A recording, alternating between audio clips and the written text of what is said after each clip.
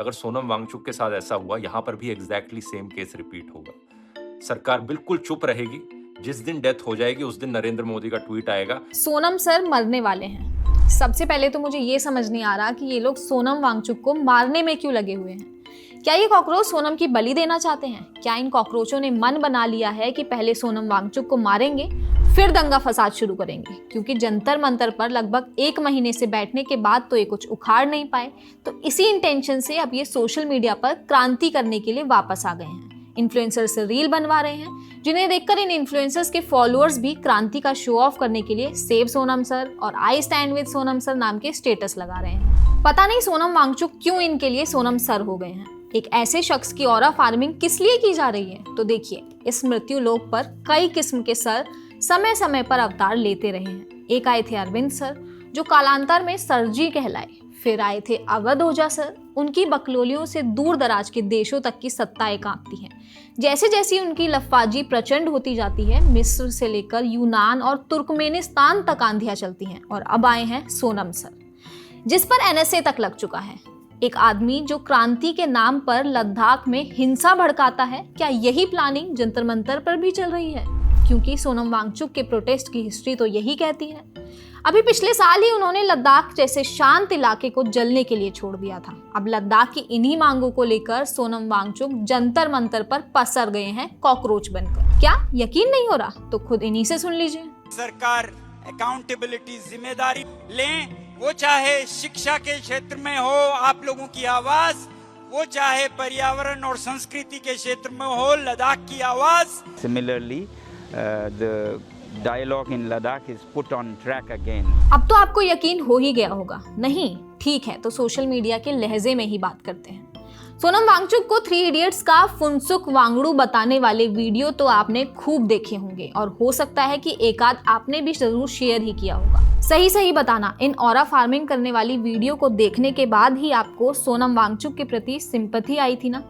तो अब इसका सच भी सुन लो, जो खुद 3 इडियट्स के फुनसुक वांगड़ू यानी कि आमिर खान बता रहे हैं। You were inspired by a certain person, Sonam Wangchuk. That's what I'm told. No, that's not true actually. No. No. That is a misconception. Okay. I didn't know about Mr. Sonam at that time when we were doing the film 3 Idiots. But I want to tell you that neither Raju nor Abhijat, who are the 2 writers, nor I, we didn't know about Mr. Sonam. तो अब मैं बताती हूँ कि जिन्हें सोनम वांगचुक नहीं Sonam sir बताकर खूब इज्जत नवाजी जा रही है, क्या वे सच में इतनी बड़ी तोप है? गूगल करते हैं तो सोनम वांगचुक के बारे में जानकारी सामने आ ही जाती है। इनमें सबसे बड़ी उपलब्धि उनका मैग्सेसे अवार्ड है, वही अवार्ड जो मदर टेरेसा, अरविंद केजरीवाल, रवीश कुमार को भी मिल चुका है। और इस संस्था को कौन फंडिंग करता है? Ford foundation. ये फोर्ड फाउंडेशन लोकतांत्रिक देशों में रजीम चेंज करने वालों के लिए कुख्यात है।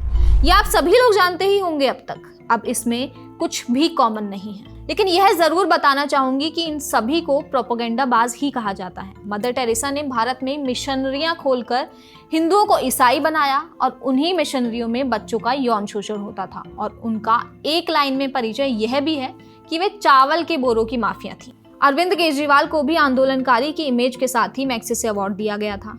रवीश कुमारी की बात करें तो उन्हें सो कॉल्ड बेजुबानों और वंचितों की आवाज बनने के लिए 2019 में अवार्ड दिया गया था, वो भी जब देश में एनडीए की सरकार थी। लेकिन अवार्ड देने वालों ने यह बताना जरूरी नहीं समझा कि उनकी पत्रकारिता कैसे एक तरफा नैरेटिव रहती है।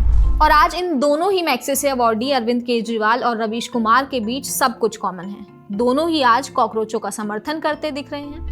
टेरेसा होती तो वो भी आज सीजेपी के मंच से ईसाइयत की 2-4 प्रेयर तो गा ही देती, जैसे आज बस नाम रहेगा अल्लाह का गाना तो हम सुन ही रहे हैं। अब वापस आए सोनम वांगचुक पर, तो उन्हें यह अवार्ड उनके तथाकथित इनोवेशन आई स्तूप के लिए मिला था। इस इनोवेशन को वह पूरी तरीके से अपना नाम देते हैं, लेकिन यह नहीं बताते कि इसके लिए सोनम वांगचुक ने भारतीय सेना और वायुसेना की मदद मांगी थी। भारत के जवानों ने ही ऊंचे ऊंचे पहाड़ों तक इस प्रोजेक्ट के लिए लॉजिस्टिक्स पहुंचाई थी। और मैं यह भी नहीं कह रही हूँ कि सोनम वांगचुक का इसमें कोई योगदान नहीं था, क्योंकि एक इंजीनियर के तौर पर उन्होंने कम लागत में इस तथाकथित इनोवेशन को बड़ी सही ढंग से अपना नाम दे दिया था, और मोदी सरकार ने भी इसकी सराहना की थी। तब सोनम वांगचुक सही में अपना काम कर रहे थे, इसीलिए सरकार उनके साथ थी। लेकिन जब वे अपने असली काम और असली पहचान से हटकर आंदोलनजीवी बन चुके हैं तो यह सवाल उठना गलत है कि सरकार ने सोनम वांगचुक को नहीं सराहा। देश का कोई भी नागरिक अगर कोई इनोवेशन करता है तो सरकार सराहना के लिए सबसे पहले आगे आती है। लेकिन सीजेपी के कॉकरोच ने सोनम वांगचुक का ऐसा ऑरा बना दिया है कि जिससे लगता है कि इसरो और नासा वाले साइंटिस्ट तो कुछ हैं ही नहीं, बस सोनम वांगचुक के आविष्कार ही हैं जो देश को याद रखने चाहिए।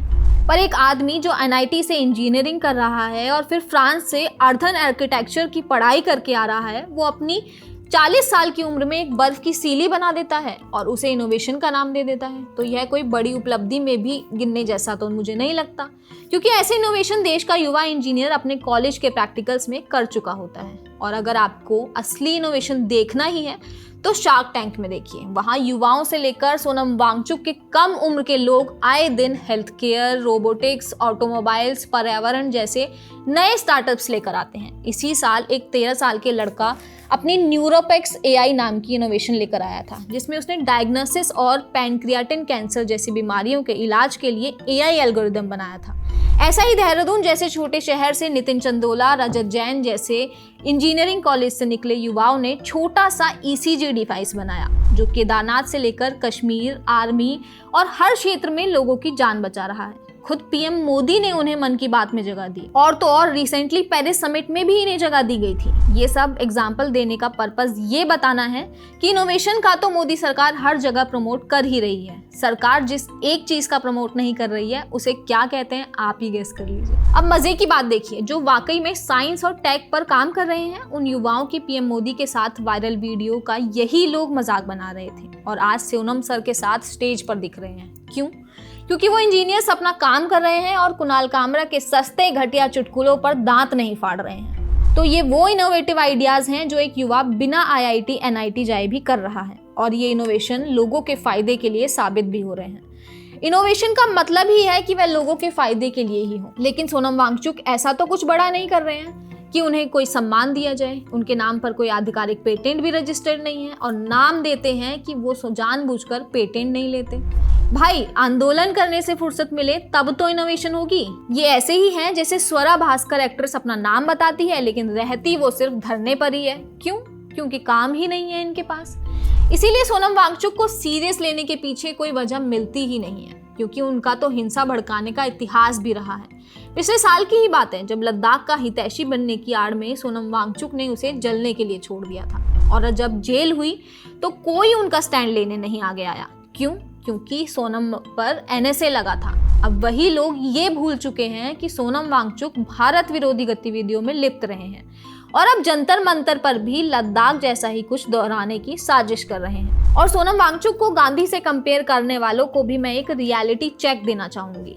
गांधी जी ने अहिंसा का रास्ता अपनाया था और सोनम वांगचुक का हिंसा का पास रहा है। गांधी जी ने पवित्र आंदोलन का नारा लगाया था, लेकिन सोनम वांगचुक जिस मंच पर बैठे हैं वहां से सीता माता और राम को गाली दी जाती है। तो यहाँ गांधी से सोनम वांगचुक की तुलना नहीं की जा सकती है। और अरविंद केजरीवाल तो दिल्ली हारने के बाद लगता है अपना दिमाग ही खो चुके हैं, जो सीजेपी के प्रदर्शन में जाकर इसी सोनम वांगचुक को शिक्षा मंत्री बनाने की बात कहने लगे हैं। अच्छा हुआ केजरीवाल ने ताहिर हुसैन और ध्रुव राठी को शिक्षा मंत्री बनाने को नहीं कहा। केजरीवाल को अगर सोनम से इतना ही लगाव है तो क्यों पंजाब में उन्हें कोई कैबिनेट नहीं दे देते। वैसे भी केजरीवाल का जंतर मंतर पर आने का तुक्का लोग पहले ही लगा चुके थे। मेरे दोस्तों ने तो 100-100 रुपए की शर्तें भी लगाई थी, और वही हुआ। जिस पार्टी का ठप्पा लिए अभिजीत दीपके और उनकी गैंग जंतर मंतर पर पैर पसारे बैठी है, अब उन्हें उसी पार्टी के मुखिया की हरी झंडी भी मिल गई है। केजरीवाल तो वैसे भी कोई बड़े आंदोलनजीवी है नहीं, जो अब तक हम कॉकरोच के मंच से देख चुके हैं। स्वरा भास्कर हो, निवेदिता मेनन हो, योगेंद्र यादव हो, कम्युनिस्ट नेता हो, किसान नेता हो, और चाहे वो छात्रों का लेफ्ट संगठन हो, इन सभी को आंदोलन चलाने का अच्छा खासा अनुभव है। ये वही चेहरे हैं जो पिछले कुछ सालों में सरकार के विरोध में अलग अलग मंचों पर बैठे थे, लेकिन इन आंदोलन में आखिरकार हिंसा ही देखने को मिली थी। अब इसी मॉडस ऑपरेंडी से ये लोग वापस सॉलिडेरिटी देने पहुंचे हैं। लेकिन क्या इन चेहरों को देखकर कॉकरोच के इस आंदोलन पर किसी को विश्वास हो पाएगा? अगर अभी भी आपको ये पूरा गिरोह और उसकी ऑरा फार्मिंग की कहानी समझ नहीं आई है तो बचपन में आपने डाकू खड़क सिंह वाली जीत की हार की कहानी तो सुनी ही होगी, बस उसको वापस जाकर पढ़ लीजिए। बाबा भारती ने घोड़ा चुराने वाले से सिर्फ यही रिक्वेस्ट की थी कि चुराने का स्टाइल किसी को बताना मत, वरना लोगों को एक दूसरे की मदद करने से और उन पर यकीन करने से भरोसा उठ जाएगा। अब कॉकरोचों की इसी कहानी में घोड़ा कौन है, बाबा भारती कौन है और डाकू खड़क सिंह कौन है, ये आप अपने अनुसार कैलकुलेट कर सकते हैं।